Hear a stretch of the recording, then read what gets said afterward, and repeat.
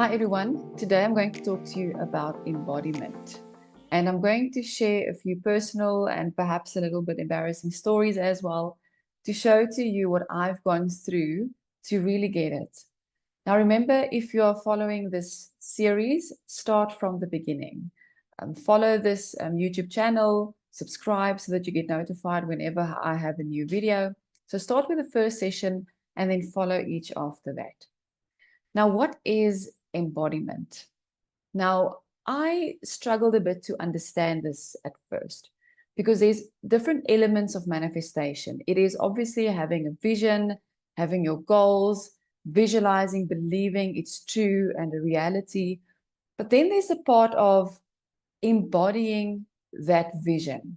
Now, I used to think that it is imagining in my mind as if it is already true. So almost playing pretend.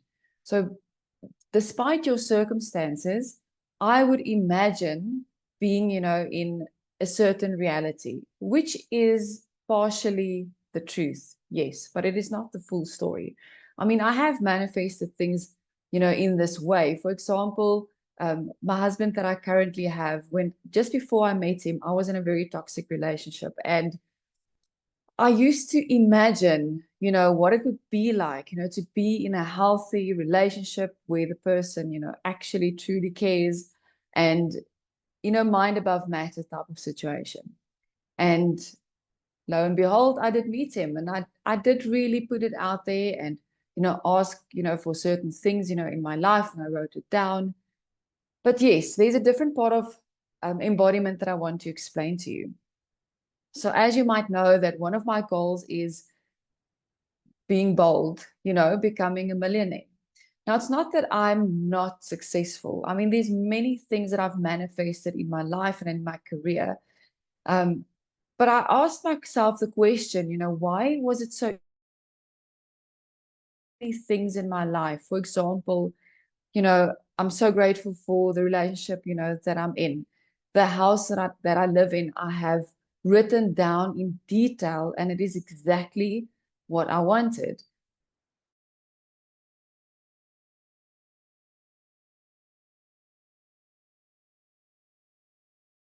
So there's a lot of things, being on television, etc. There's opportunities, so many things. But I got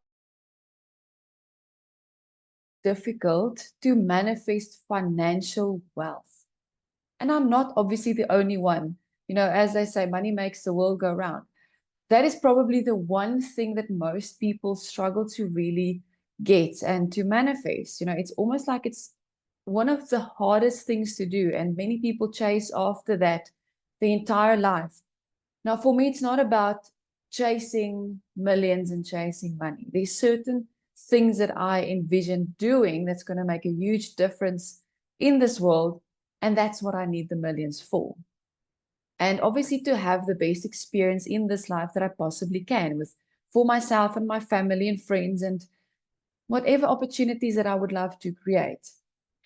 Now, I was sitting and contemplating this, and this is where the truth hurts and where I was a bit embarrassed of things that I didn't realize. So I was contemplating one morning, how do I embody being a millionaire if I'm not currently that? How do I embody it? How should I act different?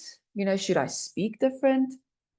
And as I was sitting, it was one morning, I was sitting in bed, having my coffee, contemplating, and I was looking at my bedside table.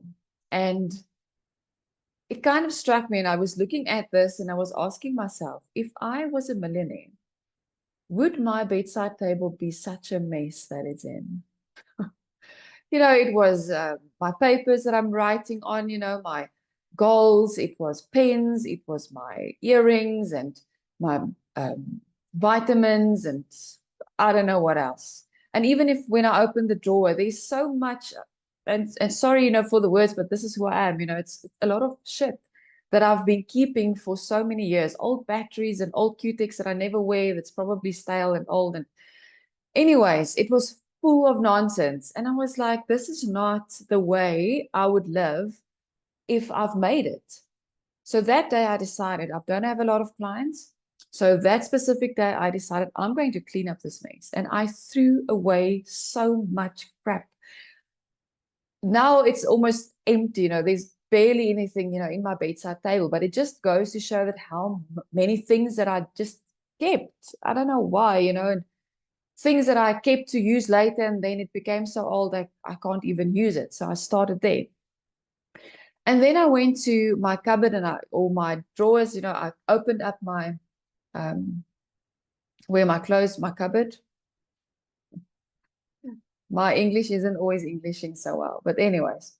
And I realized something else, so I was on this exploration, and then I realized that in a box, I had a couple of perfume that all of them had these little bits of perfume left in it. And I didn't use them. Some of those bottles I've kept for over 10 years. 10 years. I haven't used them. Why? I didn't even realize that I didn't use them because if I'm going to finish them, they will be finished. It's done. Now, I have done a massive amount of self-work, self-developing, self-development, letting go, changing beliefs for the last 10 years. Because being a coach, I need to be congruent. So I'm working on myself consistently. And I thought that I've dealt with quite a lot, but here it was in my face and I didn't even see it. And this is why I'm sharing these embarrassing stories with you, because you think that you've worked on your mindset, and sometimes your physical reality is giving you clues, but you don't see it because it's subconscious. It is the 95% that has habitual ways of doing things that you don't even see it as a problem. I mean, I didn't think of it as a problem. It was just something that I did. And I did it with so many things. So that day I decided I'm taking them all out and I'm using a different bottle every day, because I realized I have this subconscious belief that if something is finished, I'm never getting it back. Now, I mean, how limiting is that? If that is what I believe, I must have a belief that when my money is finished, there's not going to be more. And that was one of the core beliefs that created the worry and anxiety as I usually come close to the end of the month. Because, oh, my money is finishing up. Oh, I can't spend it on this because, what if I don't have money, And I didn't realize that was the source of my anxiety. And I went on a journey to explore, and I did it with many things. I would keep things, for years with half, way through or a little bit left, whether it was face cream or a fancy face wash, it doesn't matter. I would keep a little bit left, and then I will buy a new one and start using that because I didn't want to finish the other. And I had to throw away so many things because they were way past, their use date. So anyways, I started there and I started cleaning out, started using things, and then I went to my clothes. And there I also realized that I fell into a habit of how I grew up. So we didn't grow up wealthy. We didn't grow up poor as well, but I didn't have the best of the best. I did not have the Nike shoes and the Adidas and the whatever. So we just got into that habit of always buying, the cheaper clothes. Not bad. There's nothing wrong with it. But I remained in this habit. So when I went shopping for myself, why would I want to buy the 2,000 Rand pants if I can have 3 or 4 pants for the same price, And that's what I used to do. So then I decided to be very bold. And I took out almost all my clothes. I left a little bit so that I have something to wear. But I decided I'm going to get rid of the clothes that doesn't make me feel like, that I feel like $1,000,000, So it's not about the brand and, what other people think. It's about how it makes me feel. And then slowly but surely, I decided to no longer look at things that way. But that's not all about embodiment. There's a few things that I realized, throughout my journey, things that I had to do and change about my identity. One thing that I also remember was back in COVID. So as a coach, and for those that's listening that have your own business, especially in consulting and coaching, people did not use their money for luxuries as coaching. People used their money to survive. So in that time, I moved in with my husband, me and my kids. We were not even engaged at the time. And for 7 months, I had no income. Now, this was a very tough journey for me. I want to illustrate to you how I had to change my identity from who I was to who I am today. So becoming the best version of you and whatever you want to manifest, you have to, look in the mirror and realize certain limitations that you have, that you will have to change. It's not just about writing down your goals, sitting back, visualizing them, and they just magically appearing in your life. You need to start working on yourself to become that person. So just to illustrate, I used to struggle to accept things. I remember back at school, you might have the kid in class, it's their birthday and they'll go around handing out maybe cake or cookies or something. I would always say, no, thank you. I was so shy. I never wanted to accept anything. Even though I wanted that piece of cake, I would pretend that I don't like it. So I would just say, no, thank you. I'm fine. So I used to say, no, thank you for many things. Came COVID, I was faced with this challenge and I had to look this limiting belief of mine straight in the face. Because yes, I didn't have an income. So I had to allow, he was my boyfriend back then, he had to buy, food for myself and my kids, and he looked after us for that time. I would basically cry every single night because I felt like such a failure because I couldn't even buy groceries. And I remember when we did the groceries and he would ask me, do you guys want some ice cream? Or I would say, no, thank you. Why? Because we just need the bare minimum. I wasn't open to receive. I felt guilty. I felt like a failure because, how did I get in this space? Pre-COVID, I saw myself as pretty successful. But it just goes to show, how circumstances can really make you feel like a failure. Although I'm not a failure, my business is not a failure. I have achieved many, amazing experiences through, the last 10 years. But I had to decide to change that. For myself, I needed to become comfortable with receiving. So since then, whenever someone offers me something or gives me a gift, I say thank you. In the beginning, it was uncomfortable because you want to say, no, thank you, I'm fine. No, it's not necessary. That's what we sometimes do.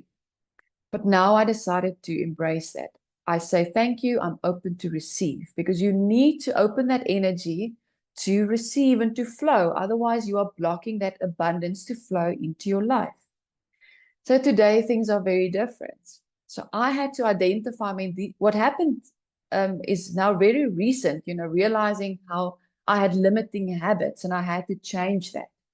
So that is what is meant by embodiment, looking at all aspects of your life. If you are living the successful, financially wealthy life that you would love to have, it's on many different levels. You have to believe it, you have to visualize it, but you also have to live it. You have to become that person. Because I used to struggle with this idea of, if you listen to manifestation teachings, they would say that you have to match the vibration of that which you would like to attract. And I struggled, because what is the attract or the frequency of financial wealth feel like? So I used to try to change my mood. Like, I need to be excited all the time. I need to be positive, feeling grateful. But sometimes life happens and it's not that easy. And one day I got this epiphany, and I just, sat down and I asked, what does it feel like? What does the frequency of financial wealth feel like? And immediately I got this sense of almost a very bit of a serious type of energy that feels proud, that feels, like you want to stand up, lift up your shoulders, lift your chin up, and you feel proud, accomplished, well-rounded. And that's when I realized, oh, this is a cool trick. You can ask universe, spirit, whatever, what you want to call it. But I asked, what does it feel like? So I'm embodying that feeling. It's not, and it's also about, now how I dress, how I do my hair. So every day I'll do everything so that I feel like $1,000,000. When I look in the mirror, I'm like, I'm not too bad. So it's very important that you start looking at different aspects of your life and how to embody what you want to achieve.